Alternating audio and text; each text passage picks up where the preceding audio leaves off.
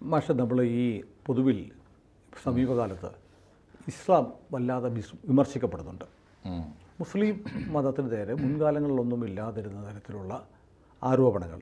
ഇത് പലരും, എനിക്ക് തോന്നുന്നത്, അറബിയൊന്നും അറിയാൻ വയ്യാത്തതുകൊണ്ട് ഖുറാനൊക്കെ വായിക്കാതിരുത് ചില കാര്യങ്ങളൊക്കെ ധരിച്ചു വെച്ചിരുന്നു. സമീപകാലത്ത് കുറേ ആളുകൾ വന്നിട്ട് ഖുറാനിലെ ചില കാര്യങ്ങളൊക്കെ വ്യാഖ്യാനിച്ചും പറഞ്ഞുമൊക്കെ വലിയ തോതിലുള്ള വിമർശനം അല്ലെങ്കിൽ തുറന്നു കാട്ടലൊക്കെ നടക്കുന്നുണ്ട്. അപ്പോൾ അതിൻ്റെ ഭാഗമായിട്ടാണ് ഇപ്പം പൊതുവെ പറയാറുണ്ട് ഇസ്ലാം സമാധാനത്തിൻ്റെ മതമാണ്. പക്ഷേ നമ്മൾ നോക്കുമ്പോൾ ലോകത്തെങ്ങും അങ്ങനെയല്ല കാണുന്നത്. ഇസ്ലാമിക രാജ്യങ്ങളിൽ തന്നെ സമാധാനമില്ല. അപ്പോൾ അതൊന്ന്. പിന്നെ പറയാറുള്ള ഈ മുസ്ലിം എന്ന് പറഞ്ഞാൽ ഒരു ഏകമാണ്, അതിൽ ഭിന്നതകളില്ല എന്ന് പറയുന്നു. പക്ഷേ അങ്ങനെയല്ല. ഇപ്പോൾ ലോകത്ത് തന്നെ ഷിയ, സുന്നി, അഹമ്മദിയ എന്നൊക്കെ പറഞ്ഞിട്ട് ഒരുപാട് വിഭാഗീയത തമ്മിൽ കൊല്ലുന്നു.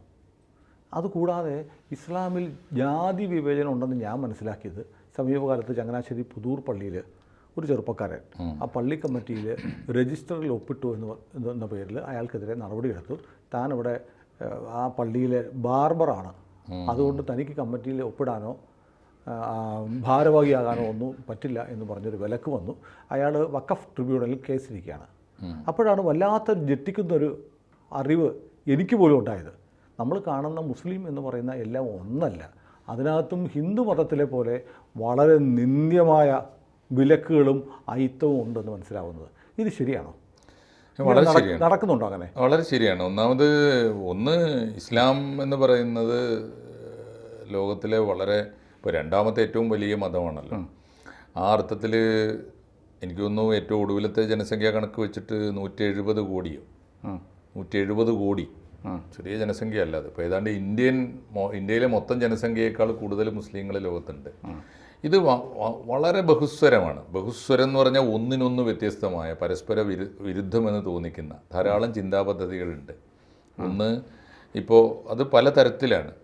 ഒന്നാമത്തെ കാര്യം, ഇപ്പോൾ നമ്മൾ തന്നെ പലപ്പോഴും ചർച്ച ചെയ്തതുപോലെ ഇപ്പോൾ ഇതിൽ പലതും പരസ്പരം വലിയ ശത്രുതയിൽ കഴിയുന്നവരുണ്ട്. പരസ്പര വിരുദ്ധമായ ആചാരങ്ങളും അനുഷ്ഠാനങ്ങളും ഉള്ളവരുണ്ട്. പരസ്പരം ഇതിൽ തന്നെ മഹാഭൂരിപക്ഷം പേരും ഇപ്പോൾ അതിനെ ജാതി എന്ന് കൃത്യമായിട്ട് സാമൂഹ്യ ഘടനയിൽ ജാതിയുടെ സ്വഭാവം കാണിക്കുന്ന അയിത്തവും പരസ്പരം ഈ കെട്ടില്ലാത്തവരെങ്കിലും ഉണ്ട്. തൊട്ടുകൂടായ്മയില്ലെങ്കിലും തീണ്ടിക്കൂടായ്മയില്ലെങ്കിലും അതും ഉണ്ടായിരുന്നിരിക്കണം ഒരു കാലത്ത്. പിൽക്കാലത്ത് ഇപ്പോൾ അവർ തമ്മിൽ കെട്ടില്ലായ്മ, നമ്മുടെ ജാതിയുടെ കുമാരനാശാൻ്റെ നിർവചന പ്രകാരമുള്ള ഒരു ജാതിയുടെ അയിത്തത്തിൻ്റെയൊക്കെ പ്രധാന ജാതീയതയുടെ അടയാളം അതാണല്ലോ. അപ്പോൾ കെട്ടില്ലായ്മയുണ്ട്. ഇങ്ങനെയുള്ള സംഗതി മാത്രമല്ല, ഇപ്പോൾ ഉത്തരവാദപ്പെട്ട വലിയ സ്ഥാനങ്ങളിൽ, പള്ളി കമ്മിറ്റികളിൽ, അങ്ങനെയുള്ള പദവികളിൽ ഇരുന്നൂടാ എന്ന്. ഇതൊന്നും നിയമമാണോ എന്ന് ചോദിച്ചാൽ നിയമമല്ല, പക്ഷേ നടപ്പുണ്ടോ എന്ന് ചോദിച്ചാൽ നടപ്പുണ്ട്, കൃത്യമായിട്ടുണ്ട്. അപ്പോൾ അത്തരത്തിൽ ജാതീയത എന്ന് വിളിക്കാവുന്ന പ്രവണതയുണ്ട്. സഭാപരമായ വൈജാത്യങ്ങൾ വലിയ തോതിൽ. അപ്പോൾ അതാണ് നമ്മൾ ഇപ്പോൾ വിളിക്കുന്ന സുന്നി, മുജാഹിദ്, സൂഫികളുടെ തരീക്കത്തുകൾ, അഹമ്മദിയാക്കൾ, ഷിയാക്കൾ, ഇങ്ങനെ വ്യത്യസ്തങ്ങളായ വിശ്വാസധാരയുണ്ട്. അതിനെ ഞാൻ ജാതി എന്ന് വിളിക്കാറില്ല, സഭകൾ എന്നാണ് വിളിക്കാറുള്ളത്. നമ്മൾ കത്തോലിക്കര്, യാക്കോബ, ഓർത്തഡോക്സ് ഒക്കെ പറയുന്നത് ഭയങ്കരമാണ് വ്യത്യാസം. ഇപ്പോൾ ഒന്ന് ആലോചിച്ച് നോക്കൂ, ആ അഭിപ്രായ വ്യത്യാസങ്ങൾ വലിയ തോതിൽ. ഇവരൊക്കെ പരസ്പരം കാഫറാക്കുന്നവരുമാണ്. ഈ ക്രിസ്ത്യാനിറ്റിയിൽ പക്ഷേ വിവിധ സഭകളുണ്ടെങ്കിലും ഇവർ പൊതുവിൽ ക്രിസ്ത്യാനി എന്നറിയപ്പെടാൻ ഇഷ്ടപ്പെടുന്നവരാണ്. അങ്ങനെ പരസ്പരം ശത്രുതയില്ല. പക്ഷേ ഇസ്ലാമിൽ അങ്ങനെ അല്ലല്ലോ. ഇസ്ലാമിൽ ചില കൂട്ടർക്കേ ഉള്ളൂ. ബാക്കിയുള്ളവരൊക്കെ ഇപ്പോൾ ഒരു മുസ്ലിം ഉമ്മത്ത് എന്ന് പറയും, മുസ്ലിം കമ്മ്യൂണിറ്റി, മുസ്ലിം സമുദായം എന്ന് പറയുന്ന ഉമ്മത്ത് സമുദായമാണ്. അപ്പോൾ ആ ഒരു സമുദായത്തിൻ്റെ ഒരു പൊതുബോധം സൂക്ഷിക്കുന്നവരാണ് മഹാഭൂരിപക്ഷവും. അതിന് പുറത്ത് നിർത്തുന്നവരുണ്ട്. അവരാണ് ഷിയാക്കൾ. പുറത്താണ്. ബാക്കിയുള്ളവരൊക്കെ സുന്നികളാണ്. സുന്നികൾ ഷിയാക്കളെ മുസ്ലിമായിട്ട് അംഗീകരിക്കുന്നില്ല. സത്യത്തിൽ അത് അങ്ങേയറ്റത്തെ സങ്കടകരാണ്. ഒന്ന് ആലോചിച്ച് നോക്കും. ഇത് നമ്മൾ മനസ്സിലാക്കുന്ന സഹതാവെന്ന് മാത്രമേ നമുക്ക് തോന്നുള്ളൂ ചരിത്രം ഓർത്ത് നോക്കുമ്പോൾ. ഇതെന്താ തമ്മിൽ തർക്കം എന്നറിയാവോ സാറിന്? സുന്നി ഷിയ, മറ്റേ നബിയുടെ നബി മരിക്കുന്നു. നബി മരിക്കുമ്പോൾ നബിയുടെ ജനാധിപത്യ ബോധം വെച്ചിട്ട് ഒരു അനന്തര അവകാശിയെയും ആർക്കും ചൂണ്ടിക്കാണിച്ചു കൊടുത്തില്ല. ഇന്നയാളാവണമെന്നൊന്നും പറഞ്ഞില്ല. നബി അസുഖമായി കിടക്കുമ്പോൾ അദ്ദേഹത്തിൻ്റെ ഏറ്റവും അടുത്ത ശിഷ്യൻ അബൂബക്കർ ഒരിക്കൽ പ്രാർത്ഥനയ്ക്ക് നേതൃത്വം നൽകിയിരുന്നു. നബിക്ക് സുഖമില്ലാതെ കിടക്കുമ്പോൾ ഈ ഇസ്ലാമിൻ്റെ ആത്മീയ നേതാവുമാണ്, രാഷ്ട്രീയ നേതാവുമാണല്ലോ, ഇസ്ലാമിക രാഷ്ട്രത്തിൻ്റെ തലവനുമാണ്, ഇസ്ലാമിക സ്പിരിച്വൽ ലീഡറുമാണല്ലോ പ്രവാചകൻ. അപ്പോൾ പ്രവാചകൻ വേണമെങ്കിൽ ഇസ്ലാമിൻ്റെ രീതി അങ്ങനെ ആയിക്കൂടാന്നുള്ളതുകൊണ്ടാണ് അദ്ദേഹം ഇന്നയാളാവണം, എനിക്ക് ശേഷം ഇന്നയാളാണെന്ന് പറഞ്ഞില്ല. പക്ഷേ ആളുകൾക്കൊരു കർമ്മ മാതൃകയുണ്ട്. പ്രവാചകൻ സുഖമില്ലാതെ കിടക്കുമ്പോൾ പള്ളിയിൽ പ്രാർത്ഥനയ്ക്ക് നേതൃത്വം നൽകേണ്ടതും അദ്ദേഹമാണ്. അദ്ദേഹം എത്താത്ത ദിവസം അബൂബക്കറിനെ വിളിച്ചിട്ട് നീ വേണം ഇന്ന് എനിക്ക് വേണ്ടി പ്രാർത്ഥനയ്ക്ക് നേതൃത്വം നൽകാൻ എന്ന് പറഞ്ഞു, ഇമാം ആവാൻ എന്ന് പറഞ്ഞിട്ടുണ്ട്. അത് ജനങ്ങളുടെ മനസ്സിൽ കിടക്കുന്നുണ്ട്. അപ്പോൾ പക്ഷേ പ്രവാചകൻ മരിച്ചു കഴിഞ്ഞപ്പോൾ ഉണ്ടായ ഇഷ്യൂ വേറെയാണ്.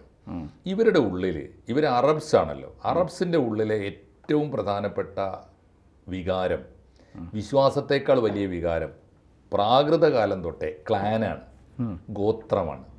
ഈ ഗോത്ര താല്പര്യങ്ങൾ പുറത്തു വന്നു.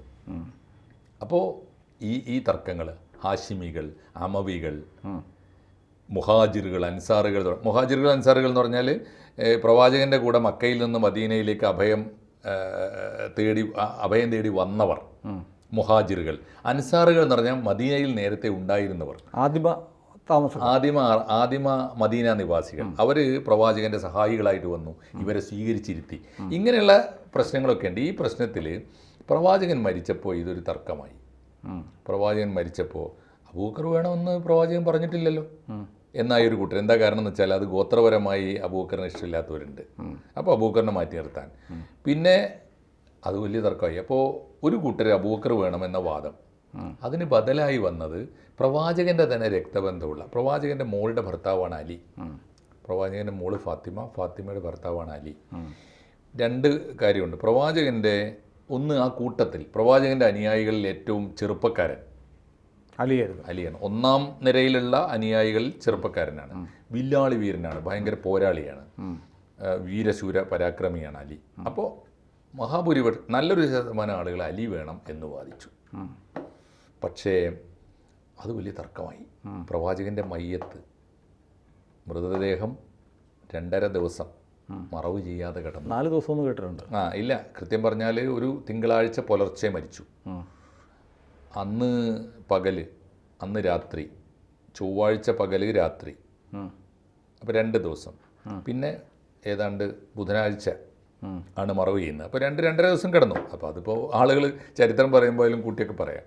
അപ്പോൾ എന്തായാലും കിടക്കാൻ പാടില്ലാത്തതാണ്. 2 മണിക്കൂർ പോലും കിടക്കാൻ പാടില്ല. കാരണം പ്രവാചകൻ ഈ മരണാനന്തര ക്രിയകളെക്കുറിച്ച് പഠിപ്പിച്ച ആദ്യത്തെ പാഠം ഡോണ്ട് വെയിറ്റ് ഫോർ എനിബഡി. അത് നിങ്ങളുടെ മരിച്ചയാളുടെ പണിയല്ല. എൻ്റെയും സുനിൽ സാറിൻ്റെയും മുമ്പിൽ വെച്ചൊരു മയ്യത്ത് ഒരാൾ മരിച്ചിരിക്കുന്നു എന്ന് അറിഞ്ഞാൽ ആർക്ക് വേണ്ടിയും കാത്തിരിക്കരുത്. ചൂടാറുന്നതിന് മുമ്പ് മറവ് ചെയ്യണം. ആ മയ്യത്ത് ഭൂമിയിൽ ആർക്കെങ്കിലും ഏതെങ്കിലും തരത്തിലുള്ള ശല്യം ഉണ്ടാക്കിയാൽ അതിന് ഉത്തരവാദി ജീവിച്ചിരിക്കുന്നവരാണ്. അങ്ങനെ പഠിപ്പിച്ച പ്രവാചകൻ, ആ പ്രവാചകൻ്റെ മയ്യത്ത് കിടന്നു. ഒടുവിലൊരു തർക്കമാണ് വളരെ സ്ട്രാറ്റജിക്കലി. ഇതിനിടയിലൊരാളുണ്ട്, അബൂബക്കറിനും അലിക്കും ഇടയിൽ ഒരാളുള്ളത്. അദ്ദേഹം പിന്നെ ഖലീഫയായിട്ട് വന്നു, ഉമർ ഖത്താബാണ്, ഖലീഫ ഉമർ. അദ്ദേഹം ഒരു സ്ട്രാറ്റജിക്കൽ മൂവ് നടത്തിയിട്ട് എല്ലാവരെയും വെറുപ്പിച്ചുകൊണ്ട് ചെന്നിട്ട് അബൂബക്കർ സിദ്ദീഖിനെ ബയ്യത്ത് ചെയ്തു. അങ്ങ് വേണം, അങ്ങാണ് ഖലീഫ, ആരുണ്ട് എതിർക്കാൻ, കാണട്ടെ എന്നൊക്കെ പറഞ്ഞ് എന്തായെന്ന് വെച്ചാൽ അപ്പോൾ ഒരു വൈകാരികമായ സിറ്റുവേഷൻ ഉണ്ടാക്കി കാര്യമായ കലാപവും ഇല്ലാതെ അബൂബക്കറിനെ കൊണ്ടുവന്ന് വാഴിക്കുകയാണ് ചെയ്തത്. ഓർക്കേണ്ട കാര്യം ഇതാണ്, ഈ ഷിയത്ത് അലിയുടെ പക്ഷം, അതാണ് ഷിയാത്ത് അലി എന്നുള്ള പ്രയോഗത്തിനാണ്. ഓർക്കാവുന്നൊരു കാര്യം, എല്ലാവരും ഓർക്കേണ്ട ഒരു കാര്യം, ഈ 7-ാം നൂറ്റാണ്ടിലെ ഈ തർക്കം എന്നെങ്കിലും ഇനി പരിഹരിക്കാൻ കഴിയുമോ? അതെ അതെ. പ്രവാചകന് ശേഷം 1ാമത്തെ ഖലീഫ എന്നാണ് വിളിക്കുക, പ്രതിനിധി എന്നതിൻ്റെ അർത്ഥം. പ്രവാചകൻ്റെ പ്രതിനിധിയായി, ദൈവത്തിൻ്റെ പ്രതിനിധിയായി പ്രവാചകൻ്റെ കാലശേഷം ഭരണം നടത്തേണ്ട ആളാണ് ഖലീഫ. പ്രവാചകൻ്റെ ശേഷം 1ാം ഖലീഫ ആരാകേണ്ടിയിരുന്നു എന്നാണ് തർക്കം. ആ തർക്കം എന്തുമാത്രം നടന്നു എന്നറിയോ? അത് ചെറിയ കാര്യമല്ല. ഇപ്പോൾ സാറ് പറഞ്ഞൊരു ഇഷ്യൂ ഉണ്ടല്ലോ, സമാധാനത്തിൻ്റെ മതമാണെന്ന് പറയുമ്പോൾ ചരിത്രം നൽകുന്ന മറുപടികൾ മറ്റു പലതും ഉണ്ട്. രക്തരൂഷിതമായ കലാപങ്ങളാണ്, യുദ്ധങ്ങൾ എത്ര കൊലപാതകങ്ങളാണ്. അല്ല, ഇത് വിശ്വാസത്തിൻ്റെ പേരിലല്ല സാറേ. പ്രവാചകൻ്റെ കാലത്ത് വിശ്വാസത്തിന് മാത്രമല്ല, ആത്മരക്ഷയ്ക്ക് വേണ്ടി അദ്ദേഹം വളരെ മാന്യമായ നിലപാടാണ് സ്വീകരിച്ചത്. അദ്ദേഹത്തിൻ്റെ ജന്മനാടാണ് മക്ക. മക്കയിലെ മുഴുവൻ മനുഷ്യർക്കും ബോധ്യമില്ലാത്ത കാര്യങ്ങളാണ് വെളിപാട് കൊണ്ട് അദ്ദേഹം പറഞ്ഞുകൊണ്ടിരുന്നത്. അങ്ങ് സത്യത്തിൻ്റെ മാർഗത്തിലേക്ക് വരണം, ഈ പറഞ്ഞ എല്ലാ അദ്ദേഹത്തിൻ്റെ പെൺകുട്ടികളെ ജീവനോടെ കുഴിച്ചു മൂടുന്ന കാലമാണ്, പാടില്ല, നിങ്ങൾ ഈ കാണിക്കുന്ന കാടത്തമാണ്, ചെയ്യരുത് എന്ന് പറഞ്ഞുകൊണ്ട് അദ്ദേഹം പറഞ്ഞു. ഒന്നും ഇവർക്ക് രസിച്ചില്ല. അപ്പോൾ അദ്ദേഹം ആദ്യം ചെയ്തത് ഇവരുടെ ആക്രമം സഹിക്ക വയ്യാതെ ഒരു മലയോരത്തിൽ മലയുടെ അടിവാരത്ത് പോയി ഒളിച്ച് സമാധാനപൂർവ്വം ഒറ്റപ്പെട്ട് പാർക്കുകയാണ് ചെയ്തത്. അങ്ങനെ താമസിക്കുകയാണ്. അപ്പോൾ അങ്ങനെ ജീവിച്ചിട്ട് അവിടെ ഉപരോധം വന്നു. അങ്ങോട്ട് വെള്ളം കൊടുത്തില്ല, ഭക്ഷണം കൊടുത്തില്ല, ആരും അങ്ങോട്ട് പോകാൻ സമ്മതിച്ചില്ല. അങ്ങനെ നിവൃത്തിയില്ലാതെയാണ് അദ്ദേഹം നാട് വിടുന്നത്. അപ്പോഴും അദ്ദേഹം യുദ്ധത്തിന് പോയിട്ടില്ല. അങ്ങനെയാണ്. അപ്പോൾ അദ്ദേഹം നാട് വിട്ടു പോയതാണ് മദീനക്കാർ സ്വീകരിച്ചു. മദീനയിലേക്ക് വീണ്ടും ഇവിടുന്ന് മക്കയിൽ നിന്ന് ആൾ വന്ന് ആക്രമിക്കുമ്പോഴാണ് ആദ്യത്തെ യുദ്ധം ഉണ്ടാകുന്നത്. അപ്പോൾ യുദ്ധത്തിന് പോലും അദ്ദേഹത്തിൻ്റെ നിയമങ്ങളുണ്ടായിരുന്നു. അതിപ്പോൾ ആലോചിച്ച് നോക്കൂ, ഞാൻ മനസ്സിലാക്കിയിടത്തോളം ചെറുതും വലുതുമായ 85 86 യുദ്ധങ്ങൾ പ്രവാചകൻ്റെ കാലത്ത് ഇത്തരം നീക്കങ്ങൾ ഉണ്ടായിട്ടുണ്ട്. പ്രവാചകൻ്റെ കാലത്ത് മൊത്തത്തിൽ 500 പേര് മരിച്ചിട്ടില്ല. അതിന് രണ്ട് കാര്യം ഉണ്ടായിരുന്നു. ജനസംഖ്യ കുറവാണ്, മരുഭൂമിയാണ് ഒരു കാര്യം. രണ്ടാമത്തെ കാര്യം എന്താണെന്ന് വെച്ചാൽ അന്ന് ഈ വെപ്പൺസ് ഇല്ല, മാസ് വെപ്പൺസ് ഒന്നും ഇല്ലല്ലോ. ഈ മാസക്കർ മനുഷ്യനെ മൊത്തത്തിൽ കൊല്ലാനുള്ള വെപ്പൺസ് ഒന്നുമില്ല. ഒരു വാള് അല്ലെങ്കിൽ ഒരു അമ്പ്, അതാണല്ലോ ആയുധം. അല്ല, ഈ ഷിയകളും സുന്നികളും തമ്മിലുള്ള ഈ തർക്കം ഒരു സായുധ പോരാട്ടമായി മാറിയത് എങ്ങനെയാണ്? പലപ്പോഴും ഇപ്പോഴല്ല സർ, അന്നുണ്ടായി. അന്ന് പ്രവാചകന്റെ ഇപ്പോൾ അബൂബക്കർ ഖലീഫയായി ഭരണമേറ്റു. ആ കാലത്തുണ്ടായ ആദ്യത്തെ യുദ്ധം ആര് തമ്മിലാണെന്നറിയോ? ഇവർ തമ്മിലാണ്. അതായത് അലിയുടെ പക്ഷം എന്ന് പറയുന്ന. അപ്പം സത്യത്തിൽ ആര് തമ്മിലാണ് യുദ്ധം? പ്രവാചകൻ്റെ ഭാര്യ, പ്രവാചകൻ്റെ പ്രായം കുറഞ്ഞ ഭാര്യ ഉണ്ടായിരുന്നല്ലോ, ആയിഷ. അവർ യുദ്ധത്തിന് പോയി ഒരു ഭാഗത്ത്. ആർക്ക് വേണ്ടിയിട്ട്? ഖലീഫയ്ക്ക് വേണ്ടിയിട്ട്, ഖലീഫയുടെ പക്ഷത്ത് ഒരു ഭാഗത്ത്. അപ്പുറത്ത് അലിയുടെ പക്ഷത്ത് സ്വാഭാവികമായിട്ടും ആരാണ്ടാവുക? പ്രവാചകൻ്റെ പുത്രി ഫാത്തിമ. മോളൊരു ഭാഗത്തും ഭാര്യ ഒരു ഭാഗത്തും ചേർന്ന യുദ്ധമാണ്. ജമൽ യുദ്ധം എന്നാണ് ആ യുദ്ധത്തിൻ്റെ പേര്. 15,000 പേര്. ചരിത്രം പറയുന്ന അന്ന് ലോകത്തിലാകെ എത്ര മുസ്ലിങ്ങൾ? വളരെ ആയിരങ്ങൾക്ക് അപ്പുറം ഉണ്ടാവില്ലല്ലോ. ആ കാലത്ത് 15,000 പേര് കൊല്ലപ്പെട്ടു. രണ്ട് പക്ഷത്തും മുസ്ലിങ്ങളാണ്, രണ്ടും പ്രവാചകന് വേണ്ടപ്പെട്ടവരാണ്, രണ്ടും പ്രവാചകനിൽ നിന്ന് മതം പഠിച്ചവരാണ്. അപ്പോൾ അവിടെ മുതൽ തുടങ്ങുകയാണ്. പിന്നീട് അതാണ് ഏറ്റവും ഒടുവിലത്തെ കലാപം നടക്കുന്നത്. ഒടുവിൽ എന്ന് പറഞ്ഞുകൂടാ, അന്നത്തെ. അല്ല, ഇപ്പോഴും തുടരുകയാണ്. ഇപ്പോൾ തുടരുന്നു. അതിനിടയിൽ കർബല എന്ന് പറയുന്നൊരു യുദ്ധം ഉണ്ടായി പേർഷ്യയിൽ, എന്നുവെച്ചാൽ ഇറാഖിൽ വെച്ചിട്ട്. കർബല പ്രവാചകൻ്റെ കുടുംബത്തെ മുഴുവനും കൂട്ടക്കൊല ചെയ്ത് അവസാനിച്ചു യൂഫ്രട്ടീസിൻ്റെ തീരത്ത്. ഷിയകളാണ്. അല്ല, അവർ ഷിയാക്കളാണ് എന്ന് മുദ്ര കുത്തിയിട്ട് പ്രവാചകൻ്റെ കുടുംബത്തിൽ അവശേഷിച്ചിരുന്ന ആളുകൾ, പ്രവാചകന് ആൺകുട്ടികളുണ്ടായിരുന്നില്ല. ഫാത്തിമയാണ് മോളുടെ അവരുടെ 2 മക്കളാണ്, ഹസനും ഹുസൈനും. അവരുടെ മക്കളെ മുഴുവനും കൊന്ന്. ഇപ്പോഴത്തെ സുന്നി എന്ന് പറയുന്ന പക്ഷം, സുന്നി പക്ഷം. ഇതൊക്കെ അതാണ്. അപ്പോൾ അതുകൊണ്ട് സമാധാനത്തിൻ്റെ മതം എന്ന് പറയുമ്പോൾ തന്നെ ചരിത്രത്തിൽ ഇമാതിരി സംഭവങ്ങളുണ്ട്. അന്നു മുതൽ തുടരുകയാണ് സുന്നി ഷിയ തർക്കങ്ങൾ. ഈ അഹമ്മദിയ എന്ന് പറയുന്നത്, അഹമ്മദിയാക്കൾ വേറൊന്നാണ്, അഹമ്മദിയാക്കളുടെ വിഭാഗം. അപ്പോൾ ഈ സുന്നി ഷിയ തർക്കങ്ങൾ ഇപ്പോൾ സാറാണ് പിന്നീട് സാമ്രാജ്യങ്ങളായി. ഇറാൻ ഷിയ പക്ഷത്ത് തീർന്നു, ഇറാഖിൻ്റെ ഒരു മഹാഭൂരിപക്ഷം ഭരണകർത്താക്കൾ പലപ്പോഴും ഷിയാക്കളാണ്. എന്ന് വെച്ചാൽ സുന്നിയും ഷിയയും ഉണ്ട് അവിടെ. ഇപ്പോൾ നമ്മുടെ ബഷർ അസാദിൻ്റെ സിറിയ ഇപ്പോഴും ഒരു ഷിയ രാഷ്ട്രം എന്ന് വെച്ചാൽ ജനങ്ങൾ അല്ല, ഭരണകൂടം. ബഷർ അസാദ് ഷിയ ആണ്. ഇറാന്റെ പിന്തുണയോടെ ഈ കളിയൊക്കെ ഷിയാണ്. ഇറാന്റെ പിന്തുണയോട് കൂടിയാണ് ഭരിക്കുന്നത്. അതുകൊണ്ടാണത്. അപ്പോൾ അങ്ങനെയുള്ള സംഗതികൾ നടക്കുന്നുണ്ട്. അപ്പോൾ ഒരു ഭാഗത്ത് അത്. അപ്പോൾ ഈ സാമ്രാജ്യങ്ങൾ തന്നെ ഇപ്പോൾ സുന്നി, ഇപ്പോൾ അപ്പുറത്ത് സൗദി അറേബ്യ സുന്നി രാജ്യത്തിൻ്റെ തലവനാണ്. യമൻ ആ കൂട്ടത്തിൽപ്പെട്ട രാജ്യമാണ്. ഇപ്പുറത്ത് UAE ഉണ്ട്, ബഹ്റൈൻ, ആ തരത്തിലുള്ള. അപ്പോൾ ഞാൻ പറഞ്ഞത് ഈ സുന്നി ഷിയ സാമ്രാജ്യങ്ങളായിട്ട് തന്നെ രൂപപ്പെട്ട് ലോകത്തിലെങ്ങും നടക്കുന്നുണ്ട്. അതൊന്ന്. അഹമ്മദിയാക്കളുടെ പ്രശ്നം വേറൊന്നാണ്. അഹമ്മദിയാക്കൾ മറ്റേതിൻ്റെ അടിത്തറ യഥാർത്ഥത്തിൽ വംശീയതയാണ്, ക്ലാനാണ്. സുന്നി ഷിയ തർക്കത്തിൻ്റെ ഇപ്പോഴും അതാണ്. ഇപ്പോഴും ഷിയ എന്ന് പറഞ്ഞാൽ വംശമാണ് അവർ കാണുക, വിശ്വാസത്തെക്കാളേറെ വംശമാണ്. ഇനി അത് ഇന്ത്യയിലും അങ്ങനെ, കേരളത്തിലും അങ്ങനെയാണ്. കേരളത്തിൽ ഷിയകളില്ലല്ലോ.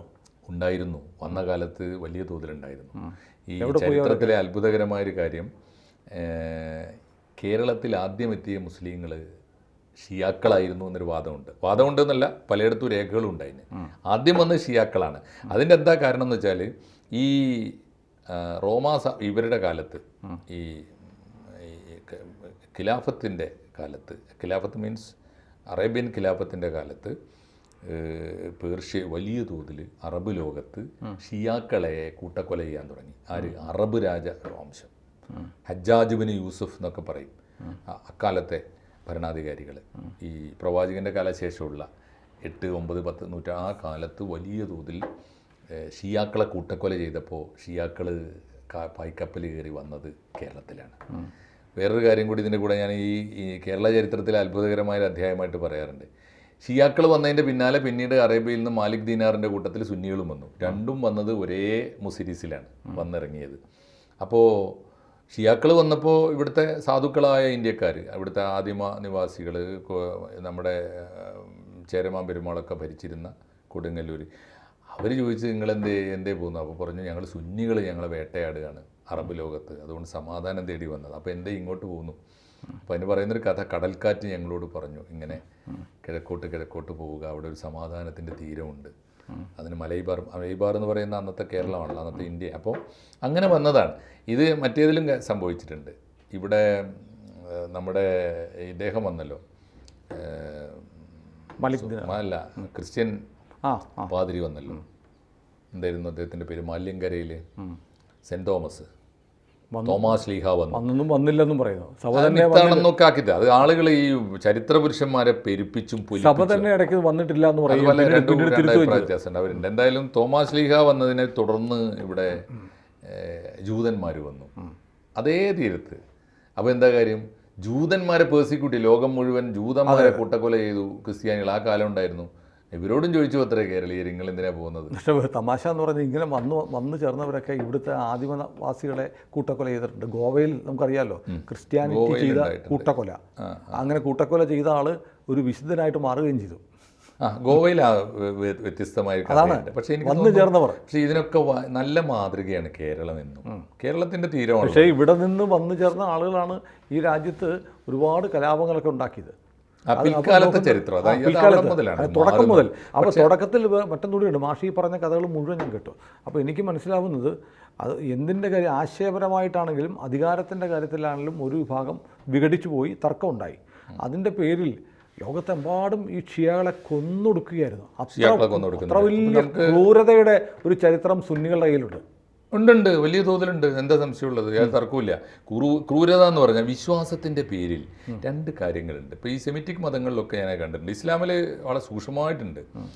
ഈ സെമിറ്റിക് മതങ്ങൾ പരസ്പരമുള്ള വിരോധം ഐഡിയോളജിക്കലി ആശയപരമായി തന്നെ അതിൻ്റെ ഉള്ളിലുണ്ട്. ഇപ്പോൾ ജൂതവിരോധം, സമാധാനം എന്ന് പറയുന്നത് അവരുടെ ഇടയിൽ മാത്രമാണ്, ശത്രുക്കളോടില്ല. അല്ല, അവർക്ക് തമ്മിലും ഇല്ലാന്നേ ഞാൻ പറയുന്നത്. ഇപ്പോൾ അങ്ങനെയാണെങ്കിൽ ഈ നാറേറ്റീവ് ഇസ്ലാം സമാധാനമാണ് എന്ന് പറയുന്നത് ഒരു വെറും വീൺവാക്കാണ്. പ്രയോഗത്തിൽ അങ്ങനെ അല്ലല്ലോ. അതുകൊണ്ടല്ലേ ഇപ്പോൾ ആളുകൾ ഇങ്ങനെ. ഇപ്പോൾ ചരിത്രത്തിൽ ഞാനിപ്പോൾ ഈ കിതാബിനകത്ത് സമാധാനമായി തീരേണ്ട സ്പിരിറ്റ് ഉണ്ടല്ലോ, സ്പിരിറ്റാണല്ലോ സ്പിരിച്വലായി തീരുന്നത്. അപ്പോൾ ഇസ്ലാമിൻ്റെ അന്തിമമായ താല്പര്യം ലോക സമാധാനമാണ് എന്ന് വ്യാഖ്യാനിച്ചെടുക്കാവുന്ന ധാരാളം സന്ദർഭങ്ങൾ ഖുർആനിലുണ്ട്. ആളുകൾ അതല്ലല്ലോ വായിക്കുക, കാണുന്നതല്ലേ, ആളുകളുടെ അനുഭവമല്ലേ വായിക്കുക. അതെ. അല്ല, പക്ഷേ ഇടയ്ക്ക് നമ്മളൊന്ന് വഴിതെറ്റിപ്പോയി. അത് കേരളത്തിലെ ഷിയാക്കൾക്ക് എന്ത് പറ്റി എന്നുള്ളതാണ് നമ്മുടെ ഇടയ്ക്ക് പറഞ്ഞു വന്നത്. കേരളത്തിലേയും ആദ്യം വന്നത് ഷിയാക്കളാണ്. കേരളത്തിലെ ഷിയാക്കൾക്ക് ഇവിടെ രണ്ടു കൂട്ടർ വന്നല്ലോ. ഉടൻ തന്നെ സുന്നി മുസ്ലിങ്ങൾ വന്നു. സുന്നി മുസ്ലിങ്ങൾ ഈ എസ്റ്റാബ്ലിഷ്മെൻറ്റിന് മുൻകൈ എടുത്തു. കേരളത്തിൽ വന്ന ഷിയാക്കളൊന്നും കാര്യമായി എവിടെയെങ്കിലും സ്ഥാപനങ്ങൾ ഉണ്ടാക്കിയൊന്നും ചെയ്തില്ല. ആകെ ഉണ്ടായത് മഹാരാഷ്ട്രയിൽ നിന്ന് വന്ന ഒരു ഷിയ തങ്ങൾ ഞങ്ങളെ കൊണ്ടോട്ടിയിൽ ഒരു സ്ഥാപനം ഉണ്ടാക്കി. അത്തരം ചെറിയ സ്ഥാപനങ്ങൾ ഒഴിച്ചാൽ സംഘടിതമായിട്ട് കേരള പ്രധാനപ്പെട്ട തീരദേശത്ത് മുഴുവനും മനോഹരമായ പള്ളികൾ നിർമ്മിച്ച് അവിടെ മഹല്ലുകൾ ഉണ്ടാക്കി സാമൂതിരിയുമായി ബന്ധം സ്ഥാപിച്ചു. സാമൂതിരിക്ക് കടലിൽ പോകാൻ മുക്കുവന്മാർ വേണം. അന്ന് ഈ ഹിന്ദുക്കൾക്ക് കടലിൽ പോവില്ല അവർ. അപ്പോൾ കൺവെർഷനെ സാമൂതിരി പ്രോത്സാഹിപ്പിച്ചു. അപ്പോൾ അതിൻ്റെ ബലത്തിൽ കമ്മ്യൂണിറ്റി വലിയ തോതിൽ വളർന്നു, അധികാരത്തിൻ്റെ പിൻബലം കിട്ടി. അപ്പോൾ എന്തായി, ഈ സുന്നികൾ വലിയൊരു സമൂഹമായി തീർന്നു. ഷിയാക്കൾക്ക് യഥാർത്ഥത്തിൽ മതത്തിനകത്തെ ഇവരുടെ സ്വഭാവം അറിയാലോ, അതുകൊണ്ട് അത് വേഗത്തിൽ അഡോപ്റ്റ് ചെയ്തു പോയി. ഇവിടുത്തെ ഷിയാക്കളൊക്കെ യഥാർത്ഥത്തിൽ അഡോപ്റ്റ് മാറി. ഇവിടുത്തെ തങ്ങന്മാരൊക്കെ ഷിയാക്കളായിരുന്നു, അറിയോ. മമ്പുറം തങ്ങൾ, എനിക്കറിയാം, മമ്പുറം തങ്ങൾ അലർമൗത്ത് എന്ന് പറയുന്ന പ്രദേശത്ത് നിന്ന് വന്നതാണ് അറബ് ലോകത്ത്. അവിടെ അവർ ഷിയാക്കളായിരുന്നു. ഇവിടെ വന്നപ്പോൾ അഡോപ്റ്റ് ചെയ്ത് അതിവേഗത്തിൽ സുന്നിയായി. അങ്ങനെ മാറാം. അത് മാറാമല്ലോ, വിശ്വാസമല്ലേ. ആളുകൾക്ക് ഈ സിസ്റ്റം മാറ്റിയാൽ മതി. അല്ല, ഇപ്പോഴും ഷിയാക്കളായിട്ട് ജീവിക്കുന്ന ആരെങ്കിലുമൊക്കെ എവിടെ കേരളത്തിലുണ്ടോ? ഷിയാക്കളായി ജീവിക്കുന്നവരുണ്ട്, കുറവാണ്. പക്ഷെ പലരും അങ്ങനെ ജീവിക്കുന്ന പലരും ഉണ്ട്. പക്ഷെ പുറത്ത് പറയില്ല പലരും. പേടിയാണ്. അല്ല, പേടി കൊണ്ടല്ല, എനിക്ക് തോന്നുന്നു ഈ പൊതുസമൂഹത്തിൻ്റെ ഒരു ഒറ്റപ്പെടാൻ ഇവർക്ക് താല്പര്യം ഉണ്ടാവില്ല, ഇഷ്ടം ഉണ്ടാവില്ല. അഹമ്മദിയാക്കളുടെ കാര്യം എന്താ പറയുക സാറേ, അഹമ്മദിയാക്കൾ ഈ ഇസ്ലാമിൻ്റെ അടിസ്ഥാന വിശ്വാസം അള്ളാഹുവിനെ വിശ്വസിക്കണം, ഒന്ന്, നമ്പർ 1. നമ്പർ 2, പ്രവാചകൻ മുഹമ്മദ് നബിയിൽ വിശ്വസിക്കണം. അത് രണ്ടുമാണ് വിശ്വാസത്തിൻ്റെ അടിത്തറ. ബാക്കി രണ്ടാമത്തെ കാര്യം 5 നേരം നിസ്കരിക്കണം. മൂന്നാമത്തെ കാര്യം വരുമാനത്തിനനുസരിച്ച് സക്കാത്ത് കൊടുക്കണം. പാവപ്പെട്ടവൻ്റെ അവകാശം, ദാനം, സക്കാത്ത് നിർബന്ധ ദാനമാണ് കേട്ടോ സക്കാത്ത്, ദാനം അല്ലാതെ. 4 റംസാൻ മാസത്തിൽ നോമ്പെടുക്കണം. 5 കഴിവുള്ളവരൊക്കെ ഹജ്ജിന് പോകണം. ഈ 5 കാര്യങ്ങളാണ് ഇസ്ലാമിൻ്റെ അടിസ്ഥാന കാര്യം. ഈ സുന്നി ഇസ്ലാമിൻ്റെ അടിസ്ഥാന കാര്യങ്ങൾ അതാണ്. ഇതിൽ ആദ്യത്തേത് എന്താ? അള്ളാഹുവിലും പ്രവാചകനിലും വിശ്വസിക്കണം എന്നാണ്. ഈ അഹമ്മദിയ മുസ്ലിങ്ങൾക്ക് ഒരു വിശ്വാസമുണ്ട്. അഹമ്മദിയ മുസ്ലിങ്ങൾ പറയുന്നത് പ്രവാചകന് ശേഷം പ്രവാചകൻ്റെ അതേ ദൗത്യം നിർവഹിക്കാനായി വരുമെന്ന്, മറ്റൊരാൾ കൂടി വരുമെന്ന് ഖുർആനിൽ തന്നെ പറഞ്ഞിട്ടുണ്ട്. ചെറിയ തർക്കങ്ങളാണ് ഇതൊക്കെ. അപ്പോൾ അങ്ങനെ ഒരാൾ വരും, അത് വന്നു കഴിഞ്ഞിട്ടുണ്ട്. അതായത് സുന്നി മുസ്ലിങ്ങൾ വിശ്വസിക്കുന്നത് അങ്ങനെ ഒരാൾ, അതിന് മഹ്ദി ഇമാം എന്ന് പറയാം. അവസാന കാലത്ത് ഈ ലോകമാകെ ജീർണതയിലേക്ക് പോകുമ്പോൾ ഒരു ഉദ്ധാരകൻ, ഹിന്ദുക്കൾ പറയുന്ന കൽക്കി വരുന്നത് പോലെ വരുമെന്നൊരു വിശ്വാസമുണ്ട്. വരുമെന്ന് ഖുർആനിലുണ്ട്. ക്രിസ്ത്യാനികളും പറയുന്നുണ്ട് അന്തിക്രിസ്തു വരും. സമാനമാണ് സാർ ഇതൊക്കെ. അപ്പോൾ ഇതിൽ ഈ അങ്ങനെ ഒരാൾ, ഈ കൂട്ടത്തിൽ ഒരു വിഭാഗം മുസ്ലിങ്ങൾ, അഹമ്മദിയ മുസ്ലിങ്ങൾ വിശ്വസിക്കുന്നത് അത് വന്നു കഴിഞ്ഞിരിക്കുന്നു. അത് ഈ ഇന്നത്തെ ഇന്ത്യൻ പഞ്ചാബിലെ ഖാദിയാൻ എന്ന പ്രദേശത്ത് ഒരു മിർസ ഗുലാം അഹമ്മദ് എന്ന് പറയുന്ന ഒരാൾ കഴിഞ്ഞ നൂറ്റാണ്ടിൽ പിറന്നു. അദ്ദേഹം പ്രവാചകൻ്റെ ലക്ഷണങ്ങളോടുകൂടി പ്രവാചകൻ്റെ പ്രവർത്തനങ്ങളൊക്കെ സംഘടിപ്പിച്ചു. അദ്ദേഹത്തിൻ്റെ മരണശേഷം അദ്ദേഹത്തിൻ്റെ തുടർച്ചയായിട്ട് ലോകത്തിലെങ്ങും ആ വിശ്വാസധാരയുമായി വിശ്വസിക്കുന്നവരുണ്ട്. ഇതാണ് അവരുടെ വിശ്വാസം. ഇത് ഞങ്ങൾ ഇതേ ഖുർആൻ പ്രകാരമാണ് ഞങ്ങൾ വിശ്വസിക്കുന്നത് എന്ന് അവർ പറയുകയും സ്ഥാപിക്കുകയും ചെയ്യുന്നുണ്ട്. അവർ വെൽ അഡ്വാൻസ്ഡ് ആണ്. ആധുനിക വിദ്യാഭ്യാസത്തിൽ വലിയ മുന്നേറിയ ആളുകൾ. നമ്മുടെ എറണാകുളത്ത് ഒരു പള്ളിയുണ്ട് അഹമ്മദിയാക്കൾക്ക് ധാരാളമുണ്ട്. കേരളത്തിൽ കോഴിക്കോട്ട് പള്ളിയുണ്ട്, മലപ്പുറത്ത് 2-3 പ്രധാനപ്പെട്ട മഹല്ലുകളുണ്ട്, കണ്ണൂർ മഹല്ലുണ്ട്, ഒക്കെ ഉണ്ട്. അവരുടെ ഒരു പ്രത്യേകത, അവർ അഡ്വാൻസ്ഡാണ്. സയൻസ് അങ്ങനെയുള്ള വിദ്യാഭ്യാസത്തിൽ അഡ്വാൻസ്ഡാണ്. 2 ഈ മതസൗഹാർദ്ദമൊക്കെ ഊന്നുന്നവരാണ്. മൗലികവാദം കുറവാണ്. പക്ഷെ അപ്പോൾ ബഹുഭൂരിപക്ഷം വരുന്നത് ബാക്കി സുന്നി മുസ്ലിങ്ങൾ അവർ സ്വീകരിക്കുന്ന സമീപനം എന്താ? പ്രവാചകൻ ശേഷം മറ്റൊരു പ്രവാചകനുണ്ട് എന്ന് വിശ്വസിക്കുന്നവരാണിവർ. അതുകൊണ്ട് ഇവർ ഇസ്ലാമിന് പുറത്താണ്.